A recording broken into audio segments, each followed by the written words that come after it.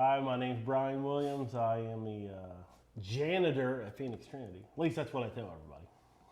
What do you actually at Phoenix Trinity though? What do I do? I'm kind of the designer. No, wait, he didn't ask you what you do. What? Like what your official position is. Yeah, you can say, I'm the president and one of the owners at Phoenix Trinity. The founder. No, I'm the constable.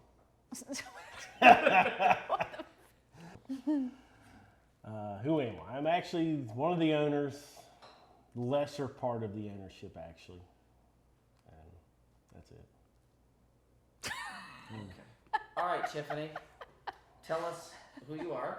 I'm Tiffany. I am the secretary at Phoenix Trinity, and I am the other half of the ownership of PT with this big guy here. So how do we go from, like, where are you from originally? Let's start there. Where are you guys from? Born and raised in Dayton, Ohio. Didn't know any better. Thought cold weather was normal. What about you, Tiffany? Where are you from? Same place, Dayton, Ohio. We're actually grew up within an hour of each other, not in the same town. We didn't go to the same schools, but we met through mutual friends, actually, when I was still in high school. Okay. So there's the love story. So eventually you guys met, married, all that good stuff. How did we start our own business? Where did that come from? Worked at a machine shop for same place almost 15 years. There was an explosion at a company next door which about took ours off the foundation. And the owners kind of seen a moment to cash out, and kind of everybody got hanging high and dry. So not something we really planned on doing, always wanted to do it, but there was no better time than that. Okay. What were you making before we got into the whole gun business? We mostly did a lot of General Electric stuff. I mean, lots and lots of General Electric work. So all aircraft, we did some medical stuff, but 95% of the work we did was all aerospace stuff.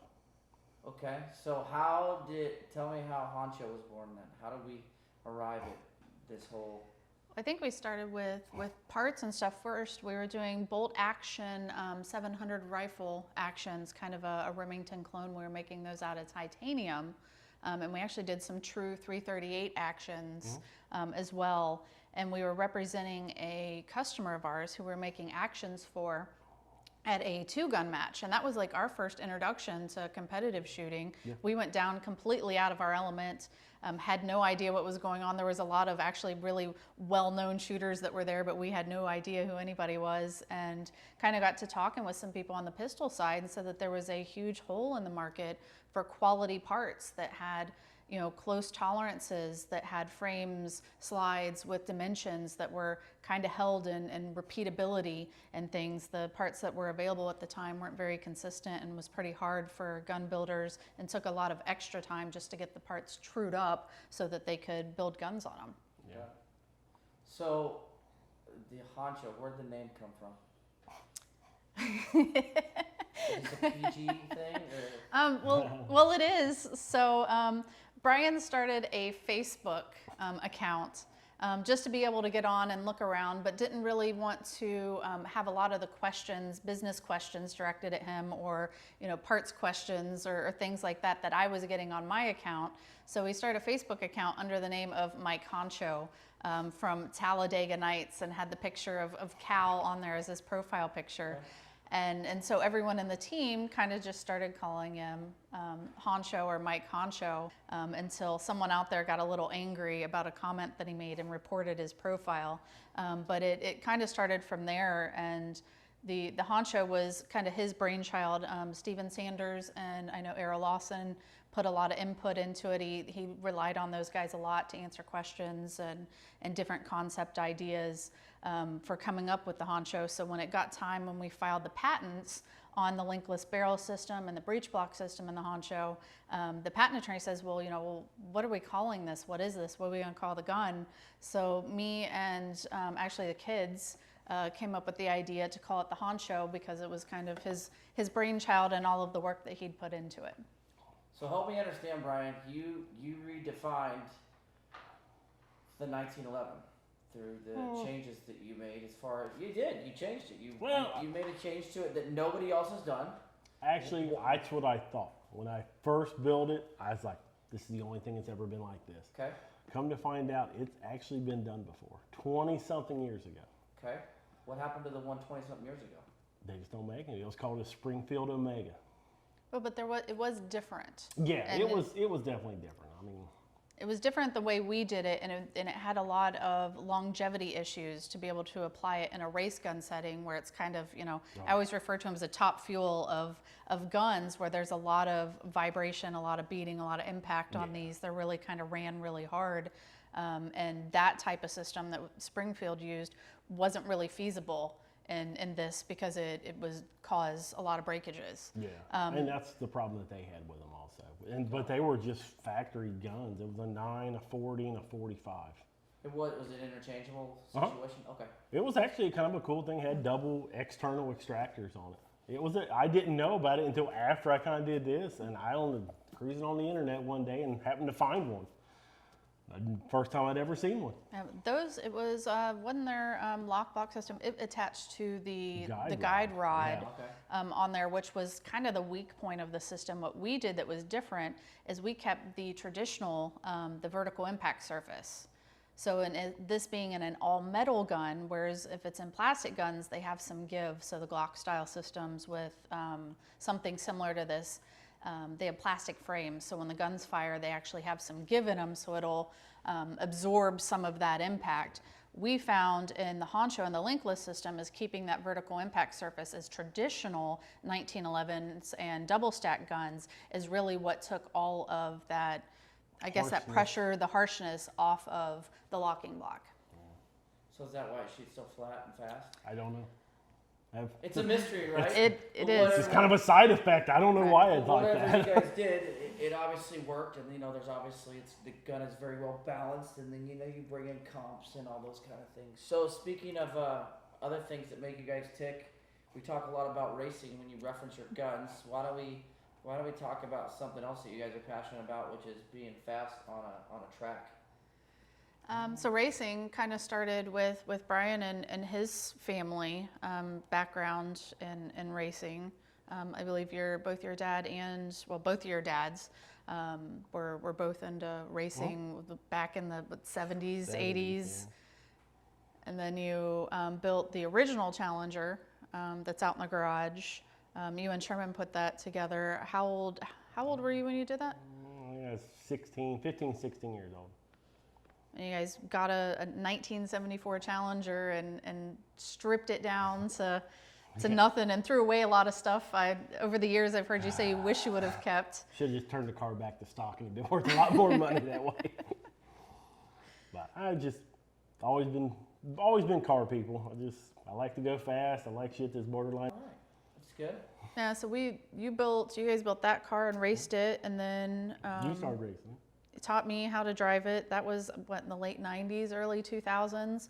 And we actually had Velcro on the back of the delay box, and we would go to races, and I would run it in box with the trans brake, and you would foot brake it. In another class, so we'd run the same car and double duty it.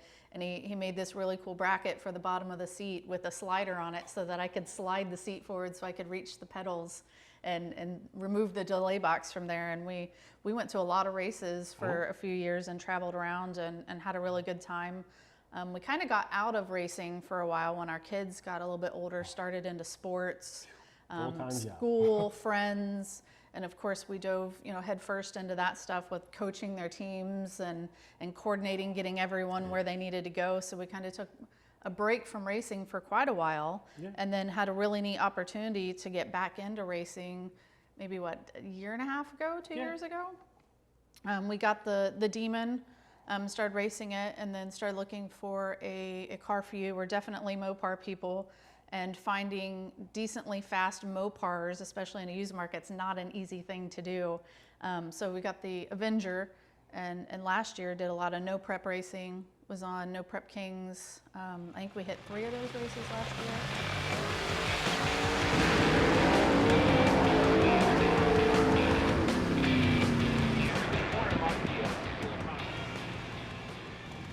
Did some other ones, had a lot of fun with it. That was definitely really cool. And then we partnered up with Indie Cylinder Heads, Chris and Charlie Wheatcraft, who are really good friends of ours and really, really good people, and got the CUDA, which is here. We started, I've been the track once, made some test passes, and gonna try my hand at a race at the end of the month. So we're definitely enjoying having something else to do that's kind of similar. And there's a lot of people we've met through shooting who we've also, been able to spend time at the racetrack with. Oh, yeah. And a lot of similarities between the groups of people, between competitive shooting and racing. A lot of the same personalities. Personality-wise. Yeah. People like to go fast. Want to do shit as fast as they can. Yeah. So what sets Phoenix Trinity apart from every other gun builder out there? Well, I'd say probably the only family-owned gun manufacturing business. Well, I don't know if we're the only, but I think we care. We care about the stuff that we make.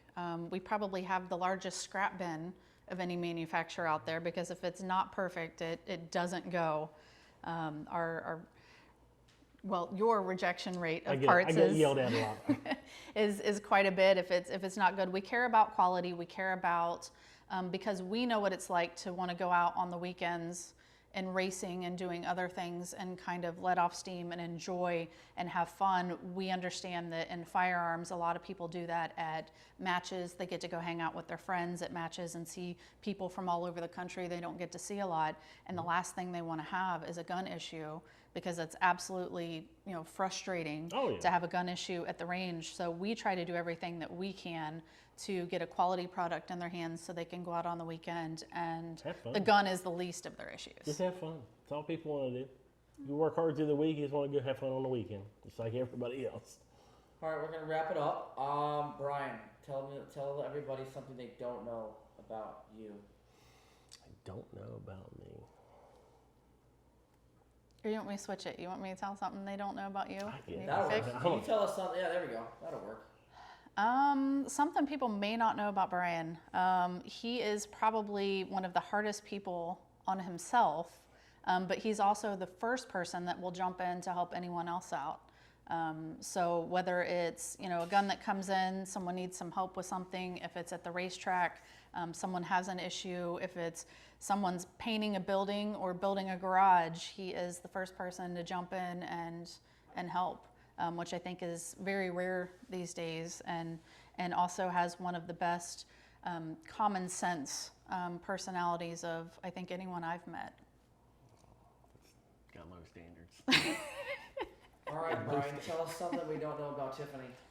Even though my wife looks like such a hard ass, most people are like, man, she is a hard person to talk to. She's probably got the biggest damn heart you could probably ask for in a person. But most people don't see it. You're ruining my street cred. I understand I'm ruining your street rat, but I mean, most people don't see the other side of her. They just see the, man, she's hard to talk to, she's mean. But she's not. She's probably the most nice person, will go out of her way to help somebody that you could ever ask for. All right. That's it. Done. He'll make it look good.